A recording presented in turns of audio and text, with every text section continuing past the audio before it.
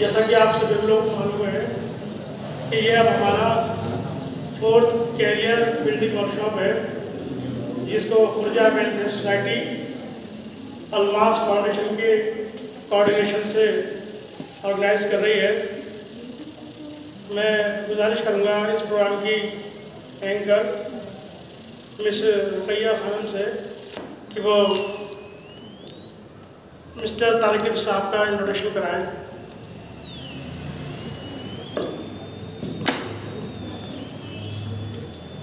Assalamualaikum everyone.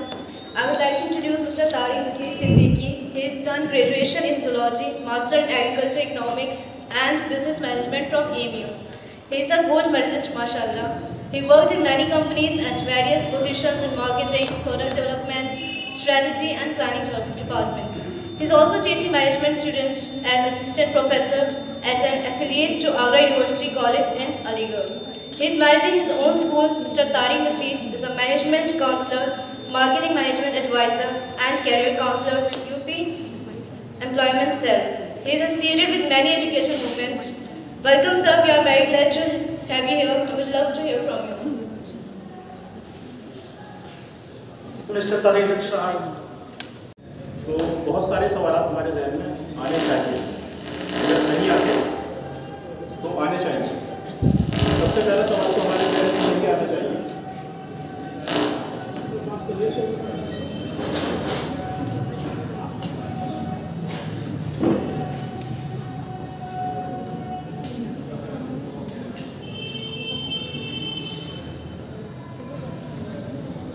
तो पहला सवाल तो हमारे जहन में यही आना चाहिए कि बेसिकली कैरियर हम किसको कहते हैं।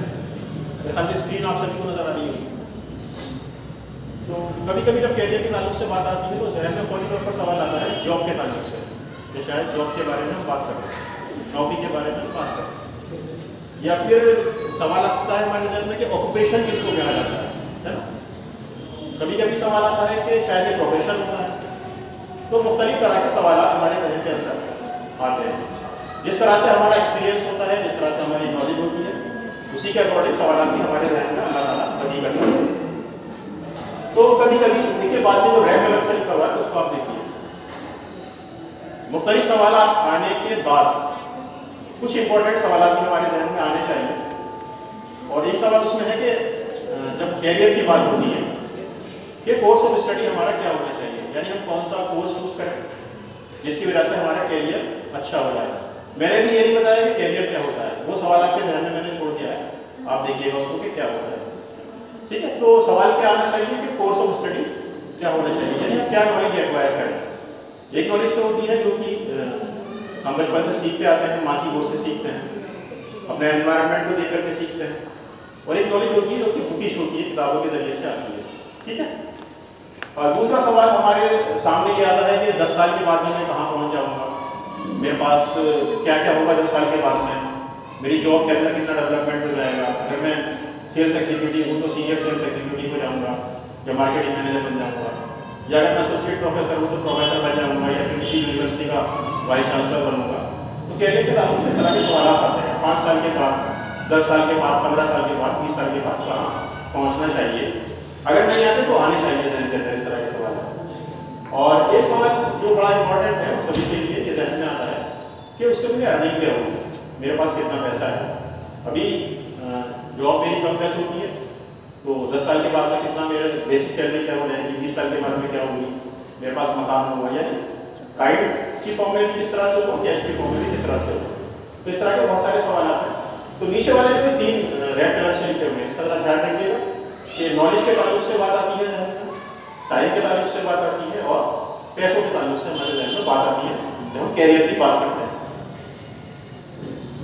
तो एक सवाल मेरा ये है, सवाल कहीं मैं करूँगा आपसे, जवाब नहीं पूछूंगा। पहला सवाल ये है कि हु आर यू।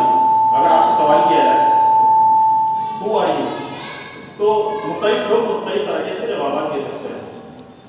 अगर कोई इंग्लिश ग्रामर अच्छी जानता है तो उसका शायद सही जवाब दे दे, नहीं जानता तो उसका मुख्तलिफ जवाब दे सकता है, जब उस वक्त उसके अंदर जवाब हो सकते हैं। तो कुछ लोग अपना नाम बताएंगे अगर ये सवाल पूछा जाएगा, कुछ लोग अपना प्रोफेशन बताएंगे, है ना। तो अलग अलग लोग अलग अलग तरह के इसके जवाब देंगे। दूसरा सवाल ये है what is the purpose of your life. ये बड़ा इंपॉर्टेंट सवाल है। हमारी जिंदगी का मकसद क्या है? जिंदगी के मकासद तय करना इंसान के बस का नहीं आसानी से, अगर उसको रिवील्ड नॉलेज की नॉलेज ना हो। यानी अगर हम अपना कैरियर बनाना चाहते हैं और हमसे दो सवाल पूछे जाएं कि हु आर यू, या दूसरा सवाल पूछा जाए what is the purpose of your life, तो इसका जवाब देना आसान नहीं, लेकिन आसान हो जाता है अगर रिवील्ड नॉलेज की नॉलेज हमारे सामने है। यानी जो नॉलेज अल्लाह रब्बुल इज्जत ने हमें दी है उसकी नॉलेज अगर हमारे पास है तो हमारे लिए सवालों का जवाब पाना आसान हो जाता है, वरना इसका जवाब पाना बड़ा मुश्किल होता है। कुछ लोग कहते हैं कि मेरा सपना ये है कि मैं एक बड़ा शहर बना लूँ, है ना। कुछ लोग कहते हैं कि मेरा ख्वाब ये है कि मैं किसी यूनिवर्सिटी का वाइस चांसलर बन जाऊँ या अपने डिपार्टमेंट का हेड बन जाऊँ। या फिर कुछ लोगों का जवाब ये हो सकता है कि मेरी जिंदगी का मकसद ये है, अल्लाह ने अपने शेर के अंदर बताया, शेर सभी को याद होना चाहिए, मुझे शेर याद नहीं रहते। तो बहुत सारे मुख्तलिफ इसके जवाब हो सकते हैं। अब उसके बाद इसमें देखिए नीचे 5 सवाल और लिखे हुए, 5 more questions। यानी अगर हम अपने जिंदगी का पर्पस हासिल करना है, अगर अपना कैरियर में अच्छा बनाना है, अगर हमें ये मालूम होना चाहिए कि हु आर यू, अगर मुझे ये मालूम हो कि मैं क्या हूँ, तो फिर मेरे सामने 5 सवाल और हैं जो कि हमेशा होने चाहिए। इसमें 2 सवाल हैं जो कि टाइम के ताल्लुक से हैं, 2 सवाल हैं जो कि पैसों के ताल्लुक से हैं, और एक आखिरी सवाल है जो कि नॉलेज के ताल्लुक से है। अगर इन 5 सवालों को हम जहन में रखते हैं तो हमारा कैरियर अच्छा बनेगा, और अगर इन 5 सवालों के जवाब 5 सवालों को हम जहन में नहीं रखते तो शायद हमारा कैरियर बर्बाद हो जाएगा। ये 5 सवाल वो हैं जो कि अल्लाह सुब्हानहू व तआला आखिरत में हर आदमी से पूछेगा, और इन 5 सवालों का जवाब दिए बगैर कोई आदमी अपनी जगह से मिल नहीं सकता। तो हम शायद ये सोच करके रह जाते हैं कि आखिरत में पूछे जाएंगे और दुनिया में इसकी क्या किस तरह से तैयारी करें। लेकिन अगर कैरियर डेवलपमेंट की बात होगी, कैरियर चूज करने की बात होगी, तो हमारे जहन में ऊपर वाले 2 सवाल भी होने चाहिए और ये बाद वाले 5 सवाल भी होने चाहिए। पहले 2 सवाल जो है वो जो आपके ताल्लुक से हैं, अल्लाह ताला पूछेगा कि पूरी जिंदगी में जो हमने आपको टाइम दिया था, पूरी जिंदगी दी थी, जिंदगी मतलब टाइम दिया था, उसको आपने कहाँ गुजारा, हम सभी से पूछेगा। और दूसरा सवाल ये होगा कि जो जवानी दी थी उसको कहाँ गुजारा। तो कैरियर डेवलपमेंट के ताल्लुक से जब हम बात करते हैं तो इन सवालों को हम जहन में बिल्कुल नहीं रखते कि हमसे इसके बारे में सवाल पूछा जाएगा। यानी जो कैरियर हम बनाना चाह रहे हैं अल्लाह सुब्हानहू व तआला उसके बारे में हमसे पूछेगा, सभी से पूछेगा। 2 सवाल है पैसे के बारे में कि पैसा किस तरह से कमाया, यानी किस तरह से कमाया, सही तरीके से कमाया, गलत तरीके से कमाया, करप्शन के तरीके से कमाया या फिर जायज तरीके से कमाया, है ना, और कहाँ खर्च किया उसको। ऐसा नहीं बस पैसा कमाते रहे कैरियर से, उसको खर्च नहीं किया या कायदे से खर्च नहीं किया। और आखिरी सवाल है जिसके बारे में हम बहुत कॉशियस रहते हैं कि हमें नॉलेज हासिल होनी चाहिए, लेकिन नॉलेज का इस्तेमाल कैसे किया, इसके बारे में भी हमसे सवाल होगा। तो आखिर में सवाल होगा, लेकिन दुनिया में भी सवाल होते हैं इसके ताल्लुक से। जब कैरियर डेवलपमेंट की बात करते हैं तो ये 5 सवाल हमारे जहन में होने चाहिए। ठीक है, अब आगे बढ़ते हैं। देखिए, who are you, what do you want to be, what is the purpose of your life, which career are you thinking about, है ना, या व्हाट इज योर पैशन। तो ये बहुत सारे सवाल आते हैं जब कैरियर के ताल्लुक से हम बात करते हैं। तो मैंने जैसे शुरू में कहा था कि मैं अभी सवाल पहुंच करूंगा, ये सवाल मेरे जहन में भी आते हैं, और कभी कभी ऐसा होता है कि इनका सही जवाब हमारे सामने नहीं होता। जैसे कि आज सपोज आपके कोई स्टूडेंट है तो 2 साल आज ही उसके जहन में मुख्तलिफ तरह के सवाल आएंगे। कभी सोचेंगे कि मेरी ज़िंदगी का पर्पस क्या है, कभी सोचेंगे कि मुझे क्या बनना चाहिए। तो सवालों का एक संगम होता है, सवालों की बौछार होती है, और उसमें हम रश करके रह जाते हैं। हमें पता नहीं होता कि हमें किस तरह से कैरियर बनाना चाहिए, है ना। कभी कभी कैरियर हम बनाते हैं अपने पेरेंट्स को देख करके, कभी कभी बनाते हैं पड़ोसी को देख करके, कभी अपने दोस्त को या उसके पेरेंट्स को देख करके बनाते हैं, कभी हम पैसे को देख करके बनाते हैं। जैसे आजकल नीट का बहुत ज़्यादा क्रेज है, कुछ दिनों पहले बीटेक का क्रेज हुआ करता था, है ना। तो सोसाइटी में जो अलग अलग तबके के लोग होते हैं, जो अलग अलग स्टेटा होते हैं, जैसे मिडिल क्लास फैमिली है, लोअर मिडिल क्लास फैमिली है, उन सभी के अलग अलग टारगेट्स होते हैं कैरियर के ताल्लुक से। कुछ लोग सिर्फ पैसे को टारगेट बना करके बनाएंगे, कुछ लोग शोहरत को टारगेट बना करके बनाएंगे कैरियर, जैसे मैंने कहा कि नीट के ताल्लुक से। तो जितने भी बच्चे हैं इस वक्त 11th-12th में, या जिनको बायोलॉजी पढ़नी भी नहीं आती, वो भी चाहते हैं कि मेरा MBBS में एडमिशन हो जाए। बहुत कम लोगों की नीयत उसमें ये होती है कि मुझे खिदमत खल्क करनी है, लोगों की मदद करनी है। जो होती है वो बाद में जाकर के जाहिर हो जाती है ना। तो उस वक्त नीयत क्या होती है कि नीट पास करूँगा तो शायद बहुत ज़्यादा शोहरत हासिल होगी, या आगे चल करके बहुत ज़्यादा मेरे पास पैसा आ जाएगा, बड़ा हॉस्पिटल खोलूँगा, मेरे पेरेंट्स बड़े खुश होंगे या दूसरे लोग खुश होंगे। यानी दूसरे लोगों को खुश करने के लिए उसको ये पता नहीं होता कि मुझे करना क्या चाहिए ज़िंदगी। तो अपनी ज़िंदगी बर्बाद करता है, दूसरों की ज़िंदगी भी बर्बाद कर देता है। इस तरह के केसेस आते हैं हमारे सामने। तो इसका मतलब ये है कि अपनी ज़िंदगी को अपने पैशन से किस तरह से जोड़ें। एक नया टर्म आया है पिछले लास्ट में, what is your passion. Career, profession, occupation, passion, spelling एक सी लगती है लेकिन बहुत बड़ा डिफरेंस है। ठीक है, तो अब बाद में शुरू करेंगे कि व्हाट इज़ योर पैशन, यानी कैरियर को हमने जोड़ने की कोशिश की पैशन के साथ। कुरान लिखने का सूरह है सूरह तकासुर, अल्लाहुल तकासुर अत्ताजुल मफाजिर, यानी अल्लाह ताला उसमें इंसान से फरमाता है, उसका मैं मफहूम बता रहा हूँ किस तरह से कि अब जो हम दुनिया के अंदर जद्दोजहद करते हैं, कोशिश करते हैं, मेहनत करते हैं, वो किस तरह से करते हैं, कंपटीशन को माइंड में रख के करते हैं। कॉम्पिटिटिव माहौल एकदम से क्रिएट हो जाता है। उस कॉम्पिटिटिव माहौल की वजह से क्या होता है, इंसान डिप्रेशन में रहता है, परेशान रहता है, यहाँ तक कि वो अपने आखिरी वक्त तक पहुँच जाता है, उसको कुछ हासिल नहीं होता, दुनिया में भी हासिल नहीं होता, फिर बाद में भी शायद कुछ हासिल नहीं होगा अगर ऐसा है। और दूसरा है एक हदीस के ताल्लुक से इन्नमल आमालु बिन्नियात, यानी हमारे अमल का जो दारोमदार है, हमारे जो अमाल है उनका दारोमदार किस पर है, हमारी नीयतों पर है। तो अपने कैरियर डेवलपमेंट के बारे में जब भी सोचें, जब भी कैरियर की बात करें, तो इन बातों को जरूर ध्यान में रखें जो कि अब तक स्लाइड्स हमारे सामने हैं।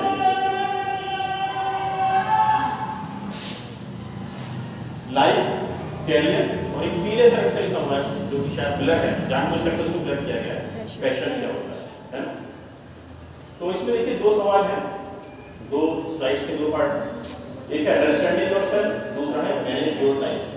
यानी जब भी हम अपने कैरियर के ताल्लुक से सोचेंगे तो हम क्या सोचेंगे, पहले अपने बारे में सोचेंगे, है हमें ये पता होना चाहिए कि बेसिकली हम क्या हैं, हमें अपने बारे में पता होना चाहिए। अब वो सेट्स हैं, बहुत सारी चीज़ें अपने बारे में क्या पता होना चाहिए। और दूसरी चीज़ ये है कि हमें टाइम मैनेजमेंट के बारे में पता होना चाहिए। देखिए मैं बात कर रहा हूँ कैरियर की, कैरियर में क्या बात की कि पहले मुझे पता होना चाहिए कि मैं क्या हूँ, है ना। आप सभी सोचिए कि हम क्या हैं। और दूसरी बात कि हमें अपने टाइम को किस तरह से मैनेज करना है। टाइम मैनेजमेंट के ताल्लुक से बात यह है कि हमें अपने टाइम को सही जगह पर लगाना है या गलत जगह पर लगाना है, बिल्कुल मोटे तौर पर ये बात है। ठीक है, तो इसमें पहले लिखा हुआ है कि failed person doesn't know about him और हरसेल्फ। जो लोग दुनिया में नाकामयाब होते हैं, नाकामयाबी की डेफिनेशन में नहीं बता रहा क्या होती है, अलग अलग लोगों के लिए नाकामयाबी की डेफिनेशन अलग अलग हो सकती है, लेकिन इंपॉर्टेंट चीज़ क्या है कि जो लोग फेल होते हैं उनको अपने बारे में पता नहीं होता। अगर उससे पूछा जाए कि मैं क्या हूँ तो शायद मैं 2 मिनट अपने बारे में नहीं बता पाऊँगा। इंटरव्यू में सबसे पहला सवाल यही होता है, tell me something about yourself. पूछते उनके बारे में, वो किसके बारे में बताते हैं, अपने पापा का नाम बताएंगे, अपनी अम्मी का नाम बताएंगे, अपने मोहल्ले का नाम बताएंगे। अरे अपने बारे में बताइए ना कि आप क्या हैं, अपने बारे में नहीं बताते, दूसरों के बारे में बताते हैं। ठीक है, आई एम ए टीचर इस तरह से बता देंगे, या आई एम आई स्टूडेंट इस तरह से बता देंगे, लेकिन आप खुद क्या हैं ये नहीं बता पाते। तो failed person doesn't know about himself और हरसेल्फ। उसके बाद क्या है, मैनेज योर टाइम। तो इसमें सबसे पहली चीज़ ये है कि जो लोग फेल हो जाते हैं जिंदगी के अंदर कैरियर के ताल्लुक से, उन्हें ये पता नहीं होता कि अपना टाइम कहाँ गुजारना। सुबह से शाम तक, रात को सोने से पहले अगर हम अपना मुहासबा करें, अपने पूरे दिन का टाइम चेक करें, तो हमें ये पता नहीं होता कि हमने 16 घंटे कहाँ गुजारे। अपने मोबाइल में लगाइए जरा, एक एप्लीकेशन आती है, वो आपको बताएगी रात को सोने से पहले कि आपने फेसबुक पर कितना वक्त गुजारा, यूट्यूब पर कितना वक्त गुजारा, व्हाट्सएप पर कितना वक्त गुजारा, और इसके अलावा वो आपको ये भी बताएगी कि आपने इसमें प्रोडक्टिव टाइम कितना गुजारा और नॉन प्रोडक्टिव टाइम कितना गुजारा। तो 2% टाइम आता है सिर्फ प्रोडक्टिव एप्लीकेशंस पर, 98% टाइम आता है नॉन प्रोडक्टिव एप्लीकेशन पर। तो इसके बारे में दुनिया में सवाल पूछा जा रहा है, आप अपने जवाब नहीं दे पाएंगे, तो दुनिया में नहीं दे पाएंगे। और दूसरी चीज़ ये है कि टाइम आपने कहाँ गुजारा और किस तरह से गुजारा, यानी दोनों सवाल इंपॉर्टेंट है। तो आगे बढ़ने से पहले ये दोनों बातें ध्यान में रखिए कि अपने आप के बारे में जानना जरूरी है और टाइम को किस तरह से गुजारना चाहिए ये भी हमारे लिए जरूरी है कैरियर डेवलपमेंट के लिए। ठीक है, तो अपने बारे में कैसे जानेंगे, देखिए 4 सर्किल बने हुए इसके अंदर। अंडरस्टैंड योरसेल्फ, वहां से नजर आ रहा है शायद या नहीं आ रहा। तो पहला जो सर्किल है जो पीले रंग का है, इसमें लिखा हुआ है what you love to do. अगर अपने बारे में जानना है मुझे, तो मुझे ये पता होना चाहिए कि मैं क्या करना चाहता हूँ, मैं किस काम से मोहब्बत करता हूँ। ठीक है, कौन सा काम करना मुझे अच्छा लगता है, पहली बात हमें ये पता होनी चाहिए। क्यों बताया जा रहा है सवाल ये? क्योंकि मुझे ये मालूम करना है कि मेरा कैरियर क्या होगा 10 साल के बाद में या 20 साल के बाद में। उसका सवाल मुझे आज पता होना है, उस सवाल का जवाब मुझे आज पता होना चाहिए। दूसरा सवाल क्या है? दूसरा सवाल है स्किल्स यू पजेस, यानी मेरे अंदर क्या क्या स्किल्स हैं, क्या क्या खूबियां मेरे अंदर है, क्या क्या क्वालिटीज मेरे अंदर है। साथ में ये भी पता होना चाहिए कि मेरे अंदर क्या क्या खूबियां नहीं है। एक एनालिसिस होता है, SWOT कहते हैं उसको, है ना? तो हमें उसको एनालाइज करना चाहिए, वो एक अलग ही चैप्टर है। तो स्किल्स के बारे में मुझे जरूर पता होना चाहिए कि मेरे अंदर क्या क्या स्किल्स हैं, मैंने क्या क्या सीखा है, मुझे क्या क्या काम करना आता है। तो पहले तो ये पता होना चाहिए कि मैं क्या क्या, मुझे किस काम से मोहब्बत है। दूसरा कि मैं क्या क्या कर सकता हूँ, मेरे अंदर स्किल्स क्या है। तीसरी चीज क्या है? व्हाट द वर्ल्ड नीड्स, दुनिया को किस चीज की जरूरत है। मुझे मालूम है कि मुझे क्या पसंद है, मुझे ये मालूम है कि मुझे क्या करना आता है, लेकिन अब कैरियर डेवलपमेंट के ताल्लुक से ये सोचना जरूरी है कि दुनिया को किस चीज की जरूरत है। ठीक है, मान लो मुझे आता है लिखना, लेकिन दुनिया को जरूरत है पढ़ने की, तो मैं कैरियर अपना नहीं बना सकता। मुझे लिखना भी आना चाहिए, पढ़ना भी आना चाहिए, पढ़ाने की। ठीक है, बहुत सिंपल एग्जाम्पल है। दुनिया को जरूरत है कोडिंग की, मुझे कोडिंग नहीं आती, मैथमेटिक्स आती है सिर्फ, तो उसका कोई फायदा नहीं है। ठीक है, या मुझे मान लीजिए इंजेक्शन लगाना आता है और दुनिया को जरूरत है अल्ट्रासाउंड करने की, अल्ट्रासाउंड करवाने की, तो फिर मेरा उससे कोई फायदा नहीं है इंजेक्शन लगाना सीखने से। तो लास्ट चीज है कि payment you will get from your doings, यानी जो काम हम कर सकते हैं उसकी वजह से हमें कुछ पेमेंट भी मिलेगा या नहीं मिलेगा। यानी जो बात आई थी शुरू में, अब देखिए वो 3 सवाल देखिए शुरू में हमने किए, ये रेड कलर वाले। आपको नॉलेज क्या है? ठीक है, नॉलेज के ताल्लुक से सवाल होगा। दूसरा है टाइम के ताल्लुक से सवाल होगा, और तीसरा मनी के ताल्लुक से सवाल होगा। तो इसमें कुछ सवाल आपके आए हैं, चारों सर्किल में इस तरह के आपको जवाब ढूंढने की कोशिश कीजिए कि what do you love to do, आपको क्या करना पसंद है। दूसरा है स्किल्स यू पजेस, आपके अंदर क्या क्या स्किल्स हैं। तीसरा है व्हाट द वर्ल्ड नीड्स, दुनिया को किस चीज की जरूरत है। और चौथा क्या है कि जो आपको पेमेंट क्या मिलेगा उसके बदले में, जो कुछ आप करना चाहते हैं। ठीक है, तो ये चारों स्किल्स का सेट आपको पता होना चाहिए। आपके अंदर ये स्किल्स हैं या नहीं, पहली वाली है या नहीं, दूसरी वाली है या नहीं, तीसरी है या नहीं, चौथी है या नहीं। उसी के अकॉर्डिंग फिर हम आगे कैरियर डेवलपमेंट की बात करेंगे। तो देखिए पहली, दूसरी, तीसरी, चौथी, मैंने इसको यहाँ लिखा है। अगर फर्स्ट स्किल के सेट को और दूसरी स्किल के सेट को मिलाएंगे, दोनों को कंबाइन करेंगे, यानी अगर मुझे ये मालूम है कि मैं क्या करना पसंद करता हूँ और मेरे अंदर स्किल्स हैं, तो इन दोनों को कहते हैं पैशन, है ना। आपको ये पता होना चाहिए कि मुझे इस काम से मोहब्बत है, और आपको ये भी पता होना चाहिए कि मेरे अंदर स्किल्स, उस काम को करने के लिए स्किल्स हैं या नहीं है। अगर ये दोनों चीजें आपके अंदर हैं तो यानी आप अपना पैशन अचीव कर सकते हैं। ठीक है, यू आर पैशनेट अबाउट। दूसरी चीज क्या है कि what do you love to do, पहला वाला सवाल, और उसके बाद में तीसरा सवाल व्हाट द वर्ल्ड नीड्स, दुनिया को किस चीज की जरूरत है। अगर इन दोनों सवालों के सेट को आप कंप्लीट कर सकते हैं, इसका मतलब यह है कि आप एक मिशन की तरफ आगे बढ़ रहे हैं। आप पैशन के साथ में अपना मिशन भी ढूंढ सकते हैं। कौन कौन सा सवाल कि हमें क्या काम पसंद है, हम किस काम से मोहब्बत करते हैं, और दुनिया को किस चीज की जरूरत है। ठीक है, और तीसरी चीज क्या है, वोकेशन। वोकेशन यानी तीसरा वाला सवाल था कि दुनिया को किस चीज की जरूरत है, और क्या आपको, अगर वो आप दुनिया को दे सकते हैं तो क्या आपको उससे पैसा मिलेगा या नहीं मिलेगा। अगर ये दोनों चीजें जगह एक्यूमुलेट हो जाती हैं, इसका मतलब ये है कि आप किसी वोकेशन की तरफ जा रहे हैं, वोकेशनल कोर्स की तरफ जा रहे हैं, हम ये भी कह सकते हैं। ठीक है, और चौथी चीज है प्रोफेशन, यानी आपके अंदर जो स्किल्स हैं वो, और जो अगर आप उससे पैसा भी हासिल कर सकते हैं अपनी स्किल्स से, तो ये चीज, इसके सेट को मिला करके हम कहते हैं प्रोफेशन।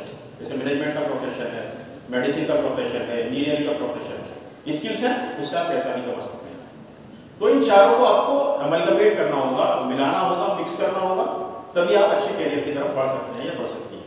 अगर उनको आप अमलगमेट मिला नहीं सकते, उनको समझ नहीं सकते ठीक से, यानी अपने बारे में समझना है बेसिकली।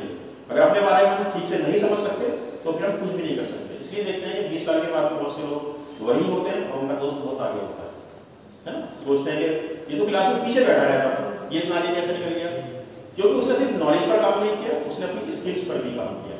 उसने इस बात पर काम किया कि दुनिया को किस चीज़ की जरूरत है। ठीक है, जैसे एक एग्जाम्पल दे दें, बिल गेट्स का अक्सर लोग जो 12th पास या फेल है, कुछ लोग इस तरह से कहते हैं, लेकिन उसने किस चीज पर काम किया 30 साल पहले कि दुनिया को 30 साल के बाद किस चीज की जरूरत होगी, है ना। बच्चे लिखना नहीं जानते आजकल पेंसिल से, लेकिन मोबाइल अगर उसको दे दें हम तो मैं शायद 1 पेज नहीं लिख पाऊंगा, वो 5 पेज लिख देगा बच्चा मोबाइल पर। कितनी तेज टाइपिंग होती है। मेरे बच्चे उससे कहते हैं मोबाइल में दीजिए, हम लिखेंगे, आप बहुत स्लो टाइपिंग करते हैं। तो 30 साल के बाद क्या होगा, दुनिया को किस चीज की जरूरत है, अगर आप वो आज समझ सकते हैं तो आप कैरियर डेवलपमेंट में आगे बढ़ सकते हैं, वरना पीछे रह जाएंगे दुनिया से। थोड़ा सा और आगे बढ़ते हैं, अंडरस्टैंड योरसेल्फ। दूसरी चीज क्या थी हमारे सामने, कोई बताइए। इसके बाद एक सवाल होता है अंडरस्टैंड योरसेल्फ के बारे में, किसी मैनेजमेंट के बारे में, टाइम मैनेजमेंट के ताल्लुक से, ठीक है। उसमें 2 बातें थी। एक तो ये बात थी कि हम अपने टाइम को कहाँ गुजारते हैं और दूसरा किस तरह से गुजारते हैं, ये बात थी। तो टाइम को गुजारना और किस तरह से गुजारना दोनों अलग अलग चीज़ है, यानी टाइम को खराब नहीं करना, ये बात है। तो उसमें हम 2 एक्सरसाइज करेंगे। 2 स्लाइड्स हैं इसमें जो कि ग्रीन से लिखी हुई है और 2 हैं जो रेड से लिखी हुई है। ग्रीन वाली में क्या है कि जो काम आप करना पसंद करते हैं, यू लव टू, उसके आप एक्सपर्ट हैं या नहीं, है ना। मान लो मुझे प्रेजेंटेशन देना अच्छा लगता है लेकिन उसका एक्सपर्ट नहीं है तो बेकार है प्रेजेंटेशन, ठीक है। दूसरी चीज क्या हो सकती है कि मुझे कोई काम करना पसंद तो है, जो बात मैंने भी बताई कि काम करना मुझे पसंद है, मैं उसका एक्सपर्ट हूं, या काम करना मुझे पसंद है लेकिन मैं उसका एक्सपर्ट नहीं हूं। तो इसमें इंपॉर्टेंट चीज क्या है कि काम करना पसंद है या नहीं। आपको पढ़ना पसंद है बायोलॉजी, ठीक है, आप नीट की तैयारी कीजिए। आपको इकोनॉमिक्स पसंद है तो आप उसकी तैयारी कीजिए। इकोनॉमिक्स पसंद है लेकिन उसकी वो आप उसके एक्सपर्ट नहीं है ना, तो क्या करना चाहिए फिर उसको अच्छी तरह से पढ़ना चाहिए, अच्छे ट्यूटर का इंतजाम करना चाहिए, अच्छे लोगों को बुलाना चाहिए, अच्छी यूट्यूब के लेसन आपको देखने चाहिए। यानी पहली क्वालिटी क्या होगी या पहली स्किल क्या होगी अगर आप अपने कैरियर को बनाना चाहते हैं कि आप उस पर्टिकुलर जॉब को, उस पर्टिकुलर काम को पसंद करते हैं या नहीं करते, ये बहुत जरूरी है। दूसरी चीज क्या है जो कि रेड कलर से लिखी हुई है, you don't love that thing, यानी आपको चीज पसंद नहीं है। उसमें 2 चीजें आती हैं, एक तो आती है यू नो द वर्क, यानी आपको ये काम आता है करना, है ना, लेकिन वो आपको पसंद नहीं, ठीक है।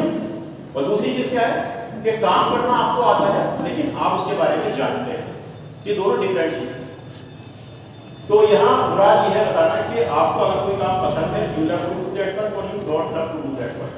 अगर आपको कोई काम करना आता है, ठीक है, तो फिर क्या करना चाहिए आपको, उसके आप एक्सपर्ट हैं या नहीं। दूसरी चीज, अगर आपको काम करना नहीं आता तो आप उसमें एक्सपर्ट हैं या नहीं। तो इस चीज को बिल्कुल छोड़ दीजिए अपने कैरियर से। अगर आपको किसी काम से मोहब्बत नहीं है, कोई काम या कोई कैरियर तभी आगे बढ़ सकता है जबकि आपको उससे मोहब्बत है, ठीक है। अगर उससे आपको मोहब्बत नहीं है तो उसको आप छोड़ दीजिए, एफर्ट। उसके बाद क्या करना है, दूसरी एक्सरसाइज करनी है आपको। दूसरी एक्सरसाइज को हम बोलते हैं डिस्क एनालिसिस। ये अपने बारे में थोड़ा इन डेप्थ में जाना है, ठीक है। डिस्क एनालिसिस, डिस्क एनालिसिस में हम क्या करेंगे, देखिए इसमें 2 सेट है, ए और बी। पहली पर्सनैलिटी का सेट है आउटगोइंग है, यानी आपकी जो पर्सनैलिटी है वो आउटगोइंग है, एक्सट्रोवर्ट है आप क्या है, या दूसरी आप रिजर्व कैटेगरी में हैं। लोग 2 तरह के होते हैं दुनिया में, एक कैसे होते हैं, आउटगोइंग होते हैं, ठीक है, लोगों से मिलना जुलना पसंद करते हैं, बात करना पसंद करते हैं। दूसरे लोग किस तरह के होते हैं, रिजर्व कैटेगरी के। अगर आपको कैरियर का ग्राफ अपना ऊंचा ले जाना है तो अपने बारे में ऊंचा सोचना है, ठीक है। दूसरा सेट क्या पता होना चाहिए कि आप पीपल ओरिएंटेड हैं या टास्क ओरिएंटेड, आप लोगों को पसंद ज्यादा करते हैं या काम ज्यादा पसंद है आपको। तो यानी कि एक के अंदर 2 बातें हैं, आउटगोइंग रिजर्व कैटेगरी, और दूसरी क्या है पीपल ओरिएंटेड और टास्क ओरिएंटेड। कैरियर ग्राफ के लिए इसका एनालिसिस करना बहुत जरूरी है और इसी को हम कहते हैं डिस्क एनालिसिस। तो इसमें पहली चीज क्या आ रही है, देखिए पहली चीज आ रही है इसमें कि आप ए में से लीजिए आउटगोइंग और दूसरे में से लीजिए पीपल ओरिएंटेड। यानी आउटगोइंग और पीपल ओरिएंटेड लोग कैसे होते हैं, आपकी क्वालिटी क्या है, आउटगोइंग है या नहीं है। और दूसरे सेट में से लीजिए क्या आप पीपल ओरिएंटेड है या टास्क ओरिएंटेड, यानी दोनों में से एक चूज कीजिए अपने लिए, सभी लोग किसी को चूज कीजिए, है ना। तो आउटगोइंग और पीपल ओरिएंटेड लोग किस तरह के होते हैं, जो लोग होते हैं आउटगोइंग और पीपल ओरिएंटेड वो लोग किस तरह के होते हैं, वो डायरेक्ट होते हैं, डिसीजन लेने की उनके अंदर ताकत होती है, उनके अंदर लीडरशिप क्वालिटी होती है, ठीक है। ये लोग इस तरह के होते हैं, आउटगोइंग है, people oriented, task oriented.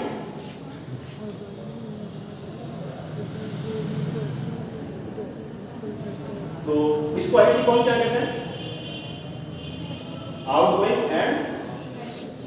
People oriented quality, इसका नाम होता है डोमिनेंट पर्सनैलिटीज, यानी ये जहाँ भी जाते हैं एक डोमिनेटिंग फैक्टर की तरह से काम करते हैं, यानी लोग इनके बारे में जानते हैं, इनको पहचानते हैं और इनकी खूबियों के बारे में लोग बात करते हैं, ठीक है। दूसरे लोग होते हैं आउटगोइंग बट टास्क ओरिएंटेड, ठीक है, यानी कुछ लोग होते हैं जो कि आउटगोइंग है लेकिन उनको अपने काम से मोहब्बत होती है, ठीक है। तीसरे तरह के लोग किस तरह के होते हैं, रिजर्व कैटेगरी के होते हैं लेकिन पीपल ओरिएंटेड होते हैं। और चौथे लोग कौन से होते हैं, जो कि रिजर्व होते हैं लेकिन टास्क ओरिएंटेड होते हैं। तो इन चारों लोगों के बारे में हमें पता होना चाहिए। अब ये नहीं कि हम दूसरे के बारे में पता लगाएं, हमें ये काम क्यों करना है, क्योंकि मुझे अपने बारे में पता लगाना है कि मेरी कैटेगरी इसके अंदर से कौन सी है। तो यानी कि जब मुझे ये मालूम चल जाएगा कि मेरी कैटेगरी कौन सी है यहाँ से, और जब मुझे मालूम चल जाएगा इससे पहले वाली स्लाइड से, इस स्लाइड से कि मैं कहाँ पर स्टैंड करता हूँ, तो हमें दोनों को मैच करना होगा। यानी अपनी पर्सनैलिटी को मुझे मैच करना होगा किस चीज़ से, अपने पैशन से, अपने मिशन से, अपने वोकेशन से और अपने प्रोफेशन से। जहाँ जाकर के हमारी मैचिंग होती है हमारी पर्सनैलिटी की, उसी प्रोफेशन को हमें चूज कर लेना चाहिए, ठीक है। यानी अगर हमने टास्क ओरिएंटेड और हम लोगों को पसंद करते हैं, टास्क ओरिएंटेड भी है और लोगों को ही पसंद करते हैं, तो फिर हमें किस तरह की प्रोफेशन को चूज करना चाहिए। यानी पर्सनैलिटी हमारी कैसी है कि हम जाकर के लोगों से आसानी से बात कर सकते हैं, उसी तरह का हमें प्रोफेशन चूज करना चाहिए और उसी तरह का हमें कोर्स ऑफ स्टडी चूज करना चाहिए, उसी तरह की किताबें हमें पढ़नी चाहिए, ठीक है। लेकिन अगर हमारी नेचर इस तरह की है कि हम लोगों से ज़्यादा मिलना जुलना पसंद नहीं करते, तो फिर हम ऐसे कोर्सेज पसंद करें जो कि हम खामोशी के साथ बैठ करके कर सकते हैं, जैसे लैब टेक्नीशियन का कोर्स है ना, या फिर रेडियोलॉजिस्ट है, इस तरह के कोर्स पसंद कर सकते हैं। अगर आउटगोइंग है तो चाइल्ड स्पेशलिस्ट बन सकते हैं, लेकिन अगर इंट्रोवर्ट है तो रेडियोलॉजिस्ट बनना चाहिए, ठीक है। अगर हमें सिर्फ पसंद है कंप्यूटर पर काम करना, इसका मतलब क्या है, हम किस तरह के आदमी है जो कि लोगों से ज़्यादा मिलना जुलना पसंद नहीं करते। तो according to your personality you should choose your courses. तो this is all about what I wanted to say. जज़ाकल्लाह। अगर कोई सवाल है आपके ज़हन में इसके ताल्लुक से, कोई क्वेश्चन हो किसी भी तरह का इसके ताल्लुक से, बाद में सवाल कर सकते हैं।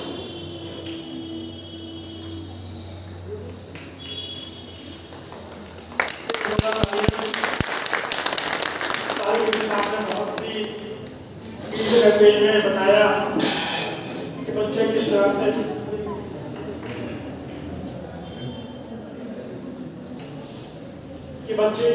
अपना कैरियर चूज कर सकते हैं।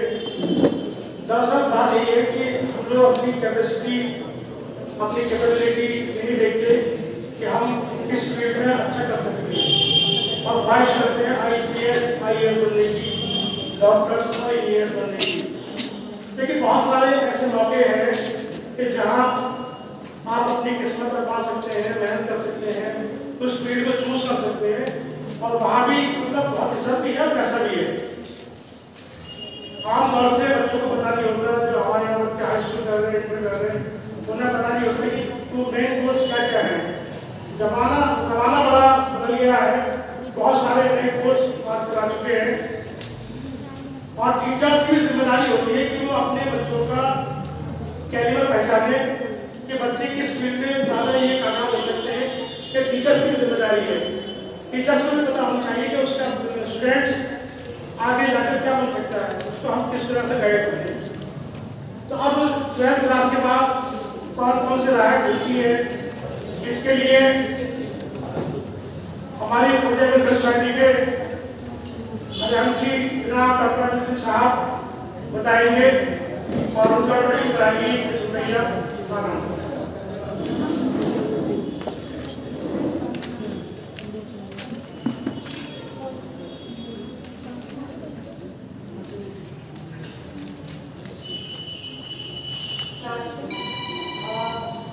Dr. Amit Singh, he has done MSc Botany from MU, MPhil, RA Botany in CCR, UMO, Ministry of Health and Family Welfare, Government of India. He did survey work in tribal areas for research of medicinal plants growing in the forest. Published more than 100 research papers on medicinal plants and national and international journals. He has compiled 40 monographs and books. He has presented his research papers on behalf of Government of India in about 50 national and international conference, seminars and workshops. After After retiring from the post of scientist from the Central Council for Research in Unani Medicine, Delhi, he has been very devoted to social service and especially to education, while being the treasurer of Purja Welfare Society in Purja.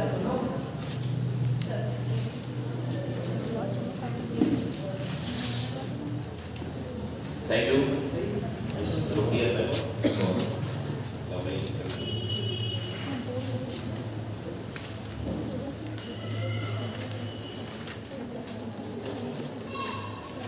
तो मेरा मुझे जो topic दिया गया है ये उन बच्चों के लिए जो इंटर पास कर चुके हैं या इंटर कर रहे हैं, लेकिन यहाँ शायद बहुत कम लोग हैं वो जो इस स्टैंडर्ड के हैं।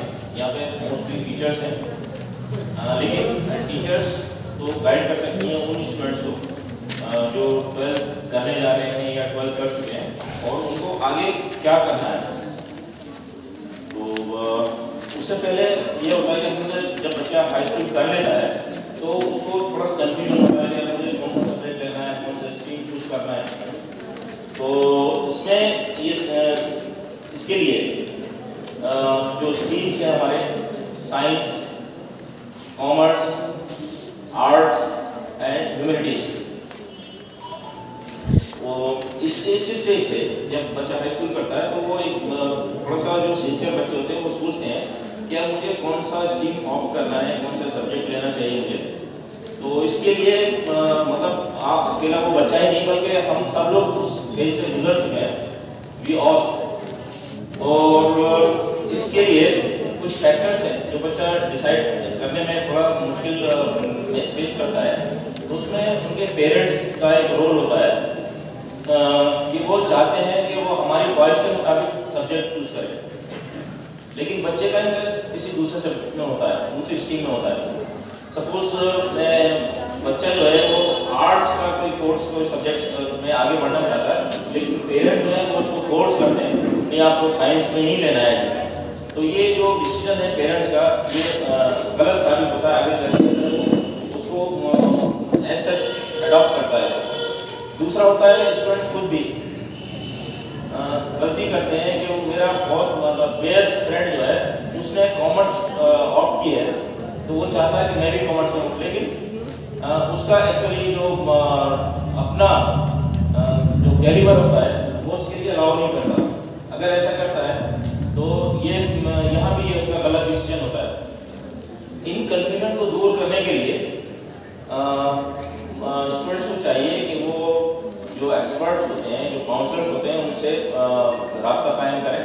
और काउंसलर्स होते हैं बहुत ट्रेंड एक्सपर्ट होते हैं गाइड करने के लिए।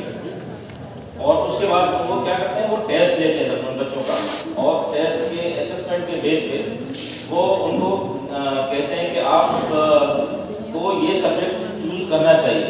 और फिर उसकी मर्जी है, फिर अगर वो उसके हिसाब से अगर चूज करता है तो फिर अच्छा है, अदरवाइज वो गलत रास्ते पे चलेगा।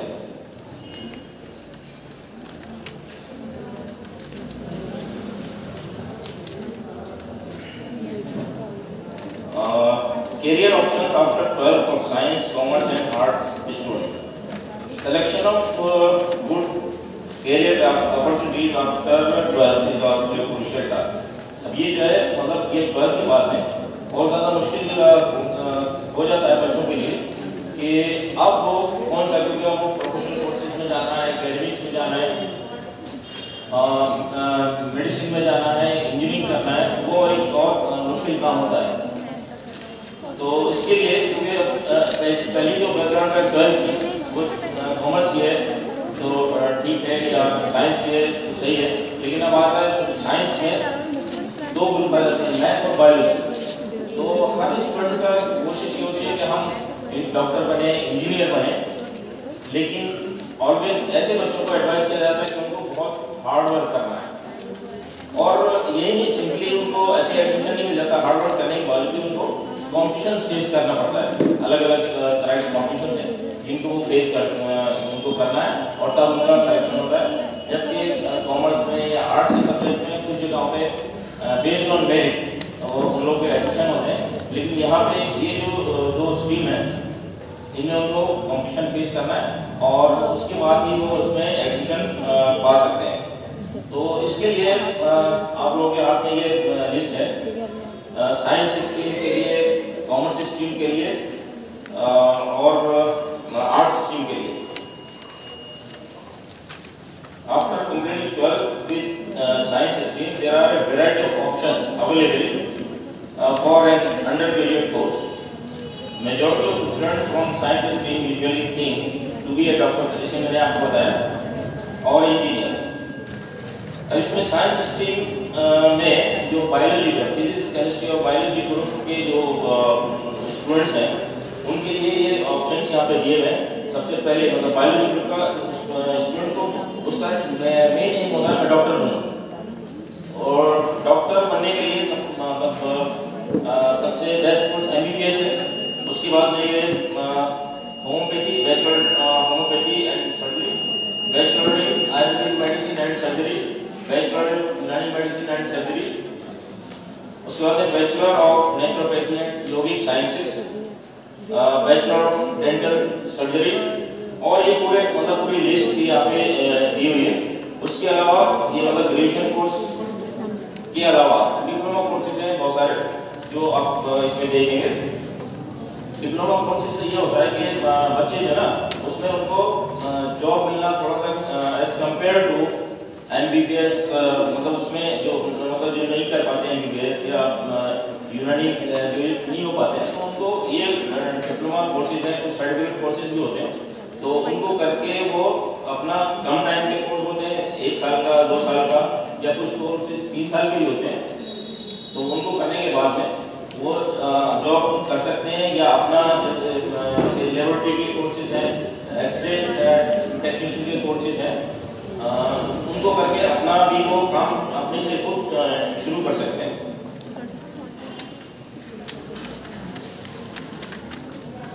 इसी तरह से इंजीनियरिंग में अब इस वक्त ट्रेंड है बीटेक का। बीटेक के लिए बहुत सारी ब्रांचेस हैं जिसमें कर सकता है इंजीनियरिंग में, aeronautical engineering, automobile engineering, civil engineering, computer science and engineering, biotechnology engineering, electrical and electronics engineering.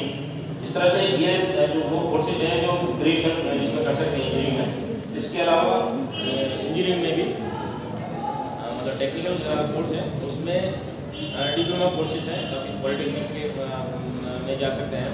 और इसके अलावा दूसरे बहुत सारे ऐसे कोर्सेज हैं जिनको बच्चे कर सकते हैं इंटर के बाद में।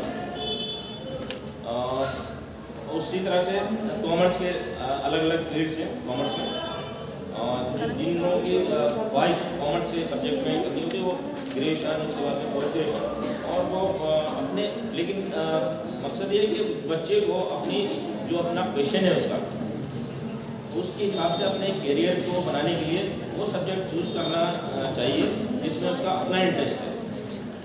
वजह इसके कि वो पेरेंट्स उसको प्रेशराइज करते हैं। पेरेंट्स को चाहिए कि जिस सब्जेक्ट में उनका इंटरेस्ट है तो उसको एनकरेज करें उस सब्जेक्ट के लिए।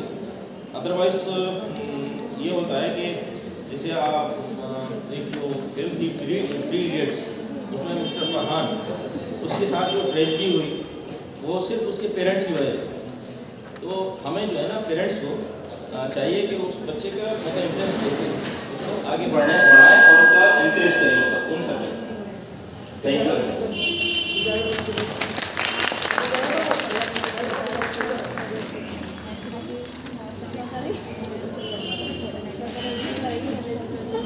अभिल जी भाई ने 3 इडियट्स का बहुत अच्छा काम किया आप लोगों के लिए। आप लोगों को देखा ही होगा कि असल चीज वही है कि जो हम स्कूल में पढ़ रहे हैं वो जरूरी नहीं कि हर बच्चे का इंटरेस्ट ना हो, अपनी अंदर अपनी क्षमता है तभी उसका परिणाम। यहाँ माशाल्लाह सभी स्कूल की टीचर्स यहाँ मौजूद है, प्रिंसिपल साहब भी मौजूद है। मैं जानकारी चाह रहा था कि क्या आपके स्कूलों में अब कोई विज्ञान का पीरियड होता है नहीं होता आजकल,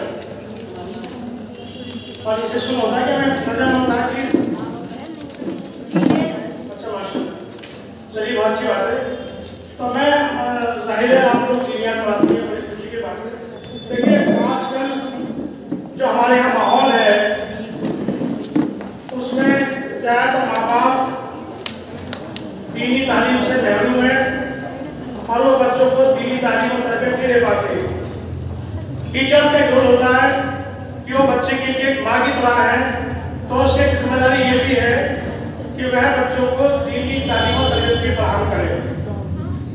आजकल का माहौल देख रही हैं आप, अगर आप बच्चों को शुरू से समझाने चलेंगी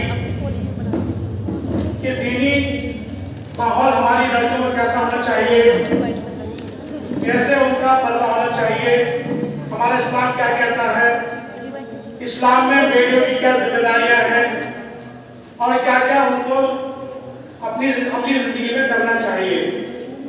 अब आप यहाँ कुछ लड़कियां यहाँ बैठी हुई हैं जो 12th क्लास कर रही हैं, अब वो ग्रेजुएशन करने जाएगी, कोई BSc करेगा, कोई BA करेगा, कोई मेडिकल कॉलेज में जाएगा, तो भैया एहसास होना चाहिए कि हम लोग मुसलमान हैं।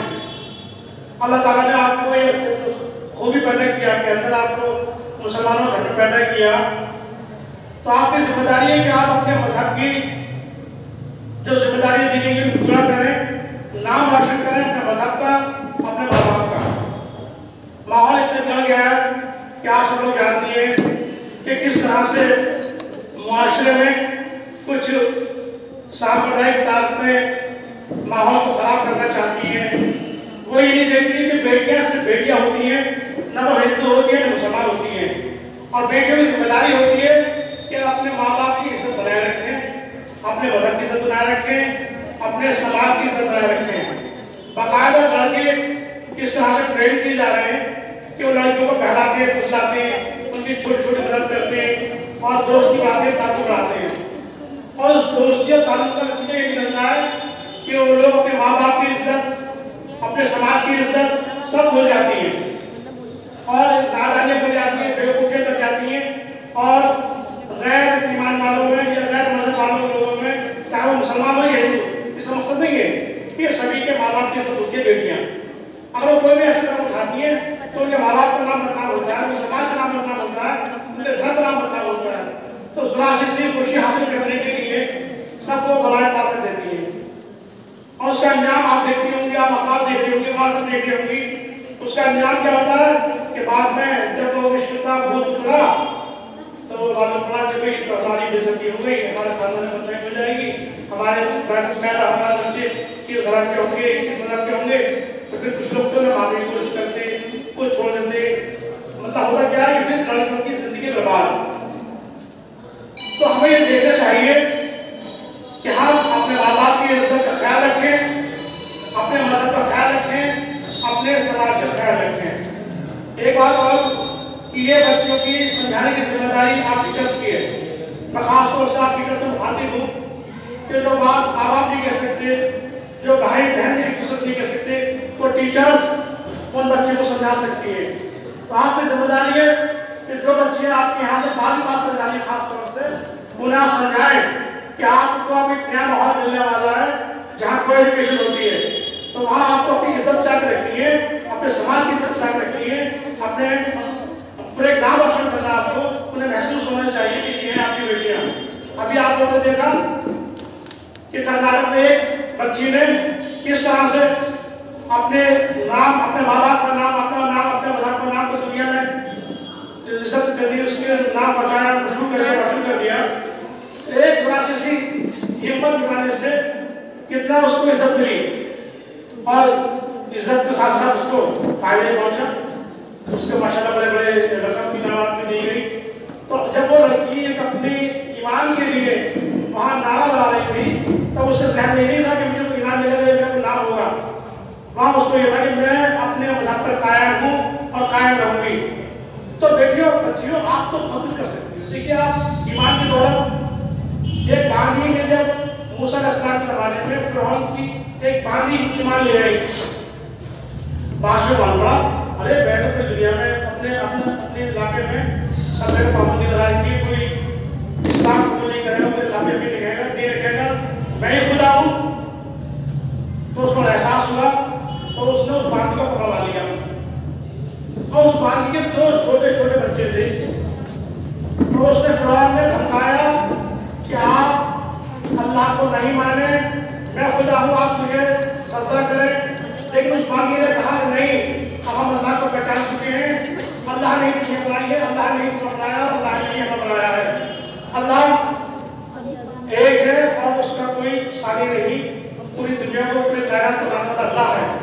तो उस फिरौन ने उसकी मासूम बच्ची को धमकाया कि अगर ईमान नहीं लाई मेरे ऊपर, तो मैं अल्लाह को नहीं मानना नहीं छोड़ा तो मैं उस बच्ची को खोल कर कुएं में जला दूंगा। बोली कोई बात नहीं, आप जला दीजिए, लेकिन अल्लाह का ईमान नहीं छोड़ूंगी, अपना ईमान नहीं छोड़ूंगी। तो उसने उस बच्ची को, मासूम बच्ची को, दूध पीती बच्ची को खोलती हुई कढ़ाई के कुएं में डाल दिया। उसकी बच्ची के सिस्टाने निकली और जल्दी खत्म हो गई। दूसरे बच्चे को फिर धमकाया उसने कि आप अपना मजहब छोड़ दो, अब उसमें यकीन लाओ, उसमें यकीन करो कि मैं ही तुम्हारा खुदा हूँ। उसने कहा नहीं, खुदा सिर्फ एक है और उसका रसूल मूसा अलैहिस्सलाम के जमाने में। तो उसने फिर अपनी बेटी की कुर्बानी मंजूर की और उस बेटी को भी उन्होंने उस खोलती कढ़ाई डाल दिया। इसके बाद जब उसका नंबर आया तो उसने कहा कि फिरौन ने पूछा कि आपने ईमान लिया मेरे ऊपर, दुनिया में कोई अल्लाह नहीं, मैं अल्लाह हूँ? बोला नहीं, अल्लाह से कहेंगे। फिर उसने पूछा तेरी आखिरी ख्वाहिश? तो उसने कहा मेरी आखिरी ख्वाहिश ये है कि जब मैं मर जाऊं तो हमारी माँ बेटियों की हड्डियों को एक जगह दफना देना बस। तो वो मरते दम तक उसने अपनी छोटी छोटी बच्चियों को मरना कबूल किया, लेकिन उसने ईमान नहीं छोड़ा। असल चीजें मॉरल का स्टोरी है कि उसने खुद मर गई, खुद जल गई, अपनी छोटी छोटी बच्चियों को जला दिया, लेकिन उसका ईमान नहीं छोड़ा। तो उस ईमान की कीमत क्या होता है जानती हैं कि जब रसूल पाक सल्लल्लाहु अलैहि वसल्लम को मिराज के लिए ले जाया गया तो एक जगह आपको खुशबू महसूस हुई। तब आपने जब अलैहिस्सलाम से पूछा कि बेटी जिब्राइल ये खुशबू कहाँ से आ रही है?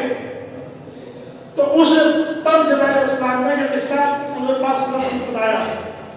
तो ये सोचे कि उसकी खबर की खुशबू जन्नत तक आ रही थी। यह ईमान। और आज हम सिर्फ थोड़े मोहब्बत की खातिर, थोड़े प्यार खातिर अपने ईमान को छोड़ देते हैं, अपने माँ बाप को छोड़ देते हैं।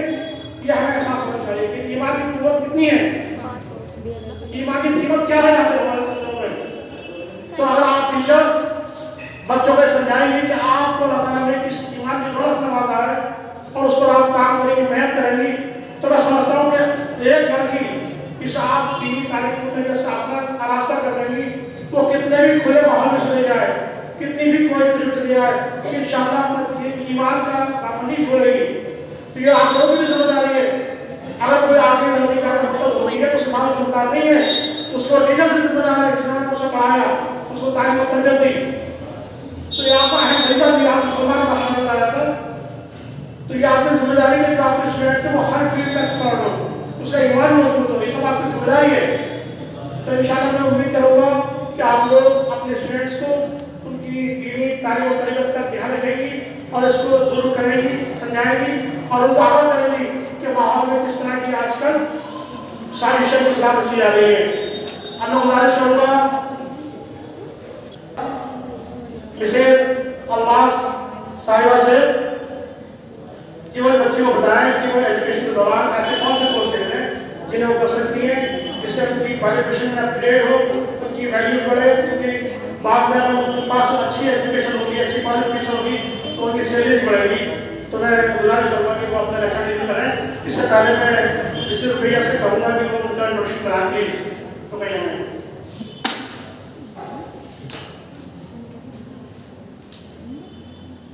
Now I would love to introduce Mrs. Almas Abbasi. Actually, I am personally inspired with her. She is a very, very great motivational speaker, according to me. But actually, she is a BSc, PG, DCA, LLB, PGD, HR, MSc holder. She has over 30 years experience on academic landscape, teaching in Kendra Vidyalaya Faculty at Jamia Millia University, Women Polytechnic, senior coordinator in public school, and she is a principal in international school. Mashallah, she is founder and director of Almas Foundation, providing activity-based learning in madrasas to improve education outcomes. Welcome back to the program.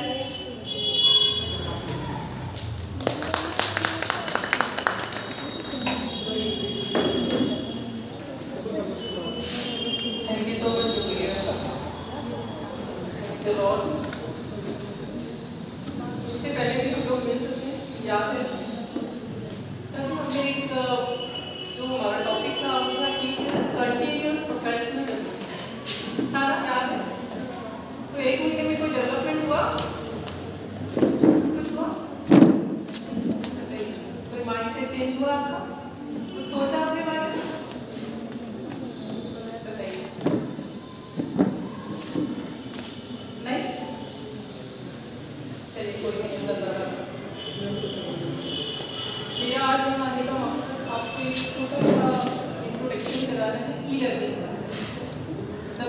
भी e learning समझते हैं ना, e learning और e teaching. E means electronic device के through हम जो भी learning teaching करते हैं उसको हम क्या बोलते हैं, ई लर्निंग। आप और हम सबकी देख रहे हैं कि कैसे पैंडेमिक के दौरान का जो एजुकेशन का पैराडाइम है वो कैसे चेंज हुआ है। आपने देखा है कैसे पूरी फिजिकल टीचिंग और फिजिकल लर्निंग शिफ्ट हो गई है इलेक्ट्रॉनिक। आप सभी जानते हैं क्लास नर्सरी से लेके क्लास 12 इवन यूनिवर्सिटी लेवल पर इवन बोर्ड की एग्जाम भी आपने देखा कि ऑनलाइन हुई। क्लास 12 जैसे क्लास के एग्जाम भी ऑनलाइन हुआ, इवन प्रैक्टिकल भी ऑनलाइन है। और कई सारी यूनिवर्सिटीज हैं जिन्होंने अपने एंट्रेंस भी ऑनलाइन किए। तो कितना शिफ्टिंग आप लोग खुद देख रहे हैं, आप लोग अपने स्कूल में भी देखते हैं कि कैसे एजुकेशन हमारी पूरी शिफ्ट हो गई। तो यहाँ मेरा बताने का मतलब आपको यही है कि एजुकेशन का अब वो मतलब नहीं रह गया है जो पहले कोविड एरा था, प्री कोविड एरा में स्टार्टिंग जो थी वो अब बहुत चेंज हो गई है ना। आप सब लोग इसकी गवाह हैं, आप सब लोग भी। पहले क्या होता था कि आप स्कूल और आप एजुकेशन तालीम में नहीं कि आप टीचर्स लेवल पर बात कर रही हो, तो आप क्या करते थे अपने डिग्रीज को लेने के लिए आपको प्राइवेट डिग्री करते, लेकिन आपको और सबको ही लगता था कि प्राइवेट डिग्री की कोई वैल्यू नहीं है, यही मानते थे ना। लेकिन आप ऐसा नहीं है, अब क्या है, अब जो ई लर्निंग है वो इक्वल इम्पोर्टेंस। अगर आप फिजिकल कर रहे हैं, आप ऑनलाइन कर रहे हैं, आप डिस्टेंस से कर रहे हैं, तीनों का लेवल एक ही बात, ठीक है। सेम कोर्स होगा, सेम आप यूनिवर्सिटी को पढ़ाने वाले होंगे और सेम ही आपका सर्टिफिकेट। तो ये ई लर्निंग का असल में मैंने ये जो भी कोई नई चीज़ आती है ना तो मैं उसका हमेशा फायदा देखती हूँ, ठीक है। हालांकि ई लर्निंग पे बहुत सवाल भी है, इसके बहुत डिसएडवांटेजेस भी हैं, लेकिन हम एक मोमिन होने के नाते हमेशा हर चीज़ में खैर की तलाश करते हैं। कोई भी चीज़ अगर आई है तो हम देखिए इसमें हमारे लिए क्या खैर आएगा, खैर की तलाश करनी है। तो इसीलिए मैं ई लर्निंग की इम्पोर्टेंस पे बात करूँ, ठीक है। इम्पोर्टेंस अब जो तालीम है वो मोर फोकस है आपकी स्किल्स पर, ठीक है ना, और प्रैक्टिकल ट्रेनिंग पर। आप वर्कशॉप करें, आप सेमिनार्स करें और टेक्नोलॉजी। तो ई लर्निंग के लिए आपको आपकी स्किल, जैसे अभी सर बता रहे थे, बहुत अच्छा डॉक्टर सिद्दीकी साहब बता रहे थे कि आपको अपने आप को आइडेंटिफाई करना है, ठीक है ना। समझिए कि आपकी अपनी गाड़ी आपको खुद ही चलानी, कोई आपकी गाड़ी नहीं चलाएगा, आपको सीखिए आपने कैसे, लेकिन आपने अपनी गाड़ी को खुद ड्राइव करना है। खुद आपको देखना है कि कहाँ रुकना है, कहाँ स्पीड ब्रेकर है, कहाँ हमें अपनी गाड़ी हल्की करनी है, किस नज़ारे को देखना है, किस नज़ारे को अवॉइड करना है। तो यही मेरे डेवलपमेंट का सबसे पहले मैंने आपको बता दी कि सबसे पहले आप अपने पर्सनल डेवलपमेंट पर ध्यान दें। जब आप पर्सनैलिटी वाइज अपने आप को डेवलप कर लेंगे तो आप अपनी गाड़ी पे आके चला सकेंगे, फिर आप अपना प्रोफेशन में भी अच्छे होंगे। सेल्फ डेवलपमेंट आपको बहुत ज़रूरी है ना। हमें अपनी नियतों को भी, अपने आवाज़ों को भी देखते रहना है, अपना डेवलपमेंट करेंगे अपनी पर्सनल लेवल पर, जैसे पर्सनैलिटी लेवल जैसे मैंने नाम दिया था। उसके बाद हम प्रोफेशन, जो भी प्रोफेशन करेंगे मेरे हिसाब से हम अच्छे प्रोफेशनल ही बनते हैं। अगर हम एक अच्छे इंसान ही नहीं है तो हम कुछ भी बन जाएंगे, हम कुछ कंट्रीब्यूट नहीं कर पाएंगे नेशन को, अपनी कम्युनिटी को, कुछ भी नहीं कर पाएंगे, खुद भी कुछ नहीं आता है। तो पर्सनैलिटी डेवलपमेंट के बाद ये प्रोफेशनल आता है। अब इसको एनहेंस करने के लिए, अपनी स्किल्स को बढ़ाने के लिए, अपनी टेक्नोलॉजी को थोड़ा सा अपग्रेड करिए, इसकी बुराई पर तलाश करिए, खैर तलाश करिए। हमारा मकसद जो भी चीज़ आई है दुनिया में, जो भी आ रहा है उसमें हमें खैर की तलाश है कि हमारे लिए इससे क्या फायदा हो सकता है। अब आप सब जानते हैं ये चीज़ इलेक्ट्रॉनिक है ना, इलेक्ट्रॉनिक है। वैसे क्या होता है इलेक्ट्रॉनिक, कोई बताएगा मुझे? साइंस के कोई स्टूडेंट कोई टीचर है? ई के क्या मायने? इलेक्ट्रॉनिक्स की लर्निंग। ये इलेक्ट्रॉनिक होता क्या है?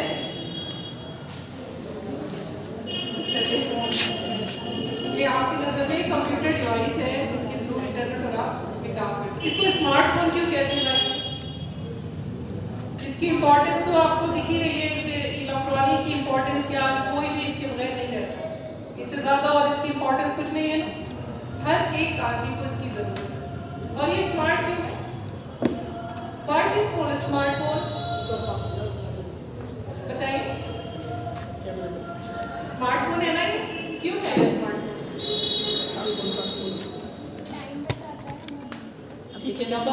टाइम सेव कर रहा है। और खाली फ़ोन ही नहीं है ये, इसके अंदर और क्या क्या वक्त पर काम आता है, वक्त पर काम आता है, और एक अलग बात है, लेकिन Apps हैं, इसके अंदर features। मल्टीपल फंक्शंस हैं। एप्स। खाली फ़ोन ही नहीं है, खाली टेलीफोन नहीं है, आप इसमें बहुत कुछ कर सकते हैं। तो अब एजुकेशन भी क्या हो गई आपकी, स्मार्ट एजुकेशन। आपको सिर्फ पढ़ाना ही नहीं है, उसके साथ पढ़ना ही नहीं है, उसके साथ आपको बहुत सारी चीज़ें एक साथ लर्न करनी है। चाहे आप टीचर हैं, चाहे आप स्टूडेंट हैं, आपको कैसी एजुकेशन लेने की ज़रूरत है, स्मार्ट एजुकेशन। मल्टी डिसिप्लिनरी आपको होना है, ये नहीं कि आप एक ही फील्ड में हैं, आपको हर चीज़ सीखनी है। क्यों नहीं सीख सकते? अगर हम मैथ सीख सकते हैं तो हम इकोनॉमिक्स भी सीख सकते हैं, हम बायो भी सीख सकते हैं, कुछ भी हम लर्न कर सकते हैं। एग्री करते हैं? ठीक है, तो हमें कैसी एजुकेशन की ज़रूरत है, स्मार्ट एजुकेशन। और इसके फ़ायदे क्या हैं, आप मुझे बताइए, आप खुद बताइए क्या फ़ायदे। स्किल्स डेवलप करेंगे हमारी खुद की। नहीं, क्या ई लर्निंग के क्या फ़ायदे हो सकते हैं? क्या फ़ायदा? अब आप यहाँ से बैठ के एजुकेशन में एडमिशन लेंगे, जामिया में एडमिशन लेंगे, तो आपको जो ट्रेडिशनल बैरियर थे आपके, कि आप जा सकती हैं, आप नहीं जा सकती, आप कहाँ रहेंगी, है ना? एक ट्रेडिशनल बैरियर तोड़ा है ना, आप कहीं एक्सेस है आपका आपका एक्सेस है किसी भी बेस्ट टीचर, किसी भी बेस्ट एजुकेटर को आप कांटेक्ट कर सकते हैं, उससे सीख सकते हैं, है ना? नंबर वन फायदा आपको बेस्ट स्टडी मटेरियल मिल सकता है, जो इससे पहले नहीं होता था। अगर हम किसी स्कूल में पढ़ रहे हैं तो हम किसी दूसरे स्कूल के नोट्स लेना हमारे लिए कितना मुश्किल होता है। कि अगर डीबीएस की एक टीचर है, बहुत अच्छा फिजिक्स पढ़ाती है, अगर हम डीएवी में पढ़ रहे हैं तो हमारे लिए बड़ा मुश्किल होता था, बड़ा अरेंज करते थे कि कहीं से कोई मिल जाए जो उस मैम के नोट्स हमें ला के दे दे। अब हमारे साथ ऐसा नहीं है, अब हम बेस्ट स्टडी मटेरियल को एक्सेस कर सकते हैं, बेस्ट टीचर को एक्सेस कर सकते हैं। मानते हैं ये बात? दूसरा, कॉस्ट भी आप देख रहे हैं, कोर्स की कॉस्ट। अब आप रेगुलर अगर जाएंगे और एडमिशन लेंगे ग्रेजुएट, मैं तो अपने जामिया की बात कर रही हूँ, तो आपको कितना 1 ईयर आई थिंक 1,20,000 और 30, 1.5 लाख के करीब, है ना? अगर यही कोर्स आप ऑनलाइन करेंगे तो just in 18,000, same teacher, same course, same university, same value, तो कॉस्ट बचाई ना हमने, ठीक है? इसी तरह हमने अब आप देखिए बुक्स का भी खर्चा होता था, बुक्स भी सब क्या है, सारे डिजिटल प्लेटफॉर्म पर ई लाइब्रेरी पड़ी हुई है, आप कोई भी बुक पढ़िए, कहीं से भी मैनेज करिए, अच्छी सी बुक लीजिए, कितनी तरह के ऐप और कितनी पूरी लाइब्रेरी पड़ी हुई है, पूरी इलेक्ट्रॉनिक बुक्स हैं आप पढ़ने के लिए आपके पास। पहले ऐसा नहीं होता था? होता था क्या? कितना मुश्किल होता था, बुक्स खरीदनी पड़ती थी या फिर हमें लाइब्रेरी टेक्स्ट बुक अपने सीनियर के पास जाना पड़ता था, उनसे उसको कलेक्शन करना पड़ता था।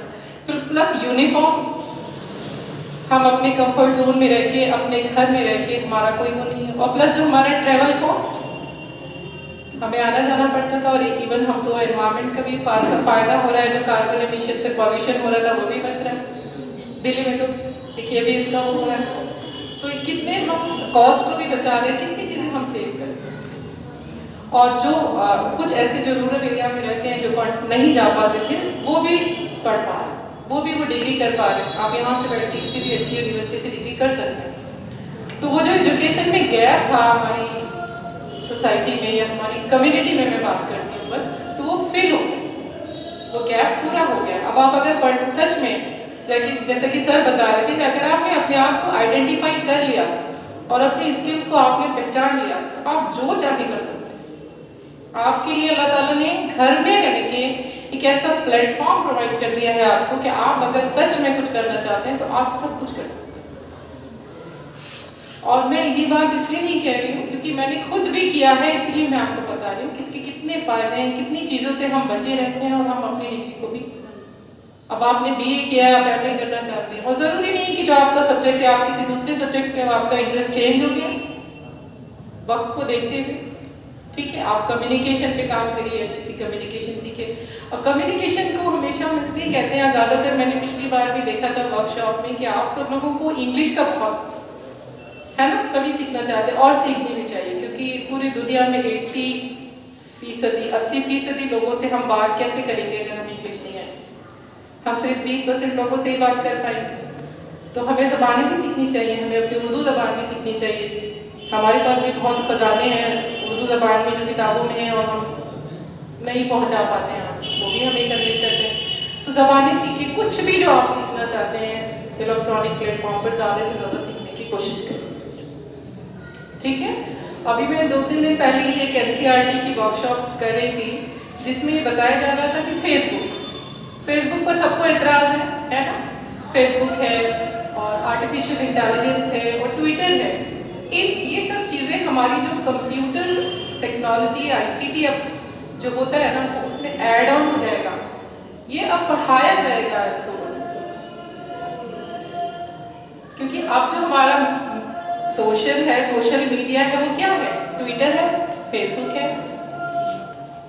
हमें उसको भी करना आना चाहिए ना। अब हम सिटीजन ही नहीं है, नेटिजन भी है। क्या है? नेटिजन, क्योंकि हम नेट पर भी एक दूसरे से बात करते हैं पूरी दुनिया में। तो ये अभी शुरू हो जाएगा। इसके अलावा अविशर सर आपको भी पता होगा कि पूरी जो सेंट्रल यूनिवर्सिटीज़ हैं वो कॉमन एंट्रेंस टेस्ट ले रही हैं इसी सेशन से। आप अपनी मर्जी से किसी यूनिवर्सिटी में एडमिशन नहीं ले सकते जब तक आप नीट और इसकी तरह वो एग्ज़ाम क्लियर नहीं करेंगे। इसी ईयर अगर आपको JNU में, अलीगढ़ में, जामिया मिलिया में आप पढ़ना चाहते हैं, जब तक आप CU CET क्लियर नहीं करेंगे आपको एडमिशन अपनी मर्जी से नहीं मिलेगा। तो अभी आपके पास, आपको मैं जब कहती हूँ ना तो मैं अपने आप को पहले उसमें शामिल करती हूँ। अभी हमारे पास मौका है कि हम ऑनलाइन कोर्सेज में अपने आप को ज़्यादा से ज़्यादा एनरोल कराएं। ना मालूम क्या पॉलिसी कल आने वाले वक्त में आए और फिर हम इससे भी, इसलिए जो मौका अल्लाह ताला हमें फराहम करता है उसमें हमें हमेशा खैर की तलाश करनी चाहिए। फॉरगेट अबाउट दुनिया के लोग उस पर किस तरह की बात करें। जब हमारा इंटेंशन ख़राब नहीं है, हमारी वो नहीं है ख़राब, इरादा ख़राब नहीं है, तो अल्लाह हमें कभी भी गुमराह नहीं करेंगे इंशाअल्लाह। तो जो बच्चियाँ या जो टीचर अपने आप को, अपनी स्किल्स को अपग्रेड करना चाहते हैं, अपने आप को ट्रेन करना चाहते हैं, इस तरह की वर्कशॉप और सेमिनार को ज़्यादा से ज़्यादा ज्वाइन करें, नई नई चीज़ों को सीखें। ठीक है, और जो लर्निंग होती है उसमें 2 तरह की लर्निंग आप देखते होंगे। ठीक है, एक तो सिंक्रोनाइजिंग होती है कि आप कोई पर्टिकुलर डिग्री या कोर्स कर रहे हैं और आपने उसको वर्चुअल क्लासरूम में गए और आपने उसको ज्वाइन कर लिया। एक और मेरे दिमाग में बात आ रही थी, शायद कारी साहब, मुफ्ती साहब जो भी यहाँ पर तशरीफ रखते हैं, उनसे मुझे एक बहुत अच्छा अजान का कोई है क्या, कोई कोर्स है, कोई है कोई ऑनलाइन आप देख सकते हैं कि 1 हफ्ते में हमारा बच्चा अजान देना सीख जाए? क्या हम नहीं बना सकते? अजान की क्या अहमियत है? हमारे अजान को भी पाबंदी हुई थी पिछले दिनों, ठीक है, नहीं हुई जो भी हम, तो हम क्या अजान का हम एक मॉड्यूल नहीं बना सकते? हमारे बच्चों को अजान की खत्म की दुआएं बताओ, 1 हफ्ते का कोर्स कर ले बच्चा और बच्चे को पता हो जाए कि अजान क्या चीज़ है, अजान कैसे दी जाती है, क्या, उसके अलावा उसकी शुरुआत कहाँ से हुई, कहाँ से उसका हुक्म आया, कोई नहीं जानता। उसके बाद हमें क्या दुआ पढ़नी होती, कोई है, कोई कंपटीशन रखते हैं हम अजान का? करने को तो हम बहुत कुछ कर सकते हैं, हमें फुर्सत नहीं, मतलब मैं ये कहती हूँ कि टाइम कम है, काम बहुत ज़्यादा है। अपने आप को ना सोचें, कंट्रीब्यूशन का सोचें कि हम क्या कर सकते हैं, हम क्या दे के जा सकते हैं यहाँ से किसी को। ठीक है, जो तजुर्बेकार हैं, जो यंग हैं, वो सब मिले आपस में, एक एक्टिविटीज ग्रुप बनाएं, एक एक्टिविटी रूम बनाएं और अच्छे अच्छे कोर्सेज डिज़ाइन करें। अब आप करिए इस पे काम, और क्या क्या चीज़ें आप कर सकते हैं। जैसे एक अजान का बहुत अच्छा है, उर्दू, आजकल उर्दू हमसे छूटती जा रही है, जो बच्चे पब्लिक स्कूल में पढ़ते हैं उर्दू नहीं जानते, आप कोई ऐसा हफ्ते भर का 15 दिन का कोर्स डिज़ाइन करिए कि जो अच्छी उर्दू सिखाने वाली है, आपको नहीं आती, आपकी मैम को आती है, आप मैम की वीडियो बनाइए कि कैसे मैम कैसे लिखते हैं, कैलीग्राफी सिखा दीजिए उर्दू की। 10 दिन सीख के कोई बच्चा अगर अपना नाम भी लिखना सीख गया तो आपका काम हो गया ना।